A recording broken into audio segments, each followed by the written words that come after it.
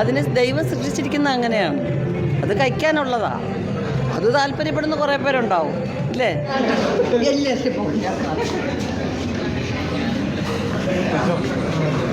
എന്തോ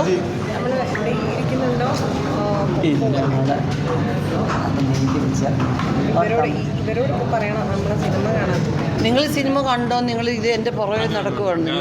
കണ്ടതാണോ? എങ്ങനെയുണ്ട് മോനെ? അപ്പം എല്ലാ സ്ഥലങ്ങളിലും ഒരുവിധം നല്ല ആരെ പൊയ്പലി കാണൂ.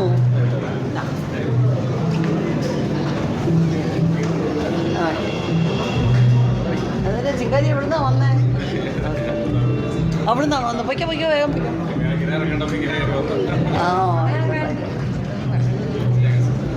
സൂലിപ്പോക്കോ സൂലിപ്പോ രാവിലെ വരണേ. ചേച്ചി ചേച്ചി ചേച്ചി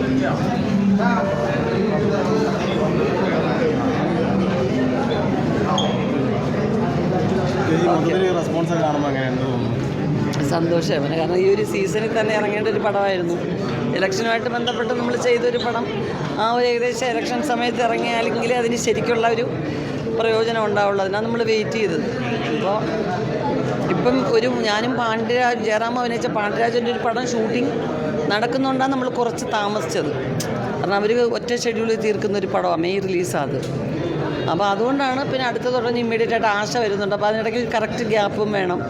അപ്പോൾ അങ്ങനെയൊക്കെ നോക്കിയൊരു നല്ല സമയത്ത് അതുകൊണ്ട് എനിക്ക് നിൽക്കാൻ പറ്റി 2-3 ദിവസം ഇവിടെ. അപ്പോൾ എന്തായാലും നല്ല സന്തോഷമുണ്ട്. നമ്മളൊരു ചെറിയ പടമായിട്ട് ചെയ്തതാണത്. നല്ലോണം എല്ലാവർക്കും അത് റീച്ചായാൽ നന്നായിരിക്കും എന്നുള്ളതാണെങ്കിൽ ഈ പ്രൊഡക്ഷൻ കണ്ടിന്യൂ ചെയ്യാൻ പറ്റും.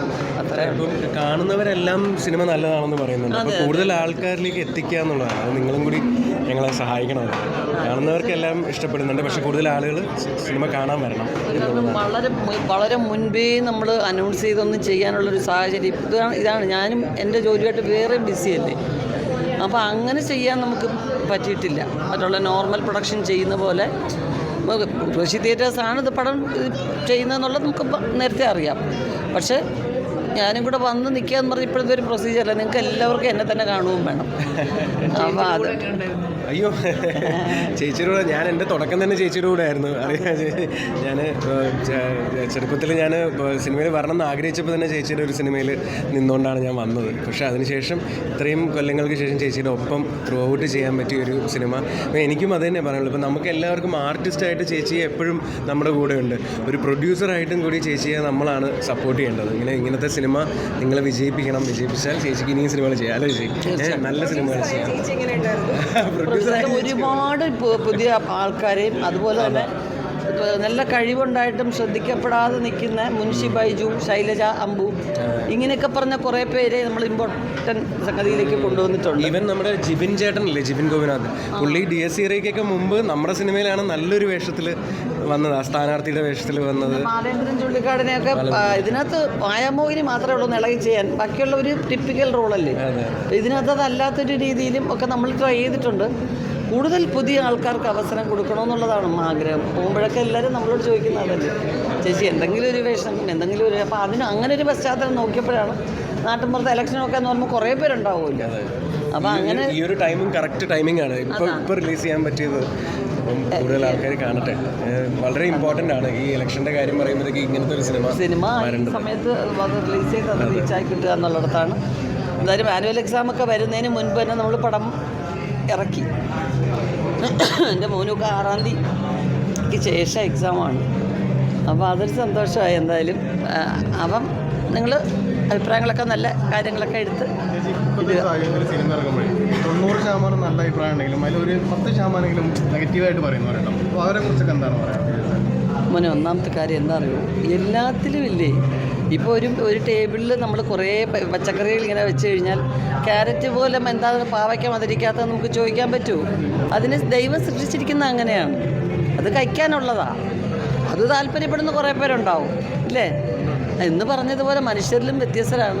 ചിലർക്ക് എന്തെങ്കിലുമൊക്കെ നമുക്കാവാൻ പറ്റാത്ത ആരും അനുഭവിക്കേണ്ടതെന്ന് വിചാരിച്ചൊരു കുശുമ കൊണ്ട് കിടക്കുന്നവരുണ്ട്. അവർ ചിലതൊക്കെ പറയും. എങ്ങനെയെങ്കിലും പോസിറ്റീവായിട്ടൊരു നല്ലത് വരട്ടെ എന്ന് വിചാരിക്കുന്നവരുണ്ടാവും. ഇത് രണ്ടും നമ്മൾ ഒന്നിച്ച് തന്നെ കൊണ്ടുപോകണം. ദൈവാധീനം ഞാനിത് റെഗുലറായിട്ട് സോഷ്യൽ മീഡിയയുടെ ഒരാളല്ല. അപ്പോൾ എനിക്ക് ഫിൽറ്റർ ചെയ്തിട്ട് ഹസ്ബൻഡായാലും കൽച്ചേച്ചിക്കായാലും നല്ലത് മാത്രമേ നമ്മളെ അറിയിക്കൂ.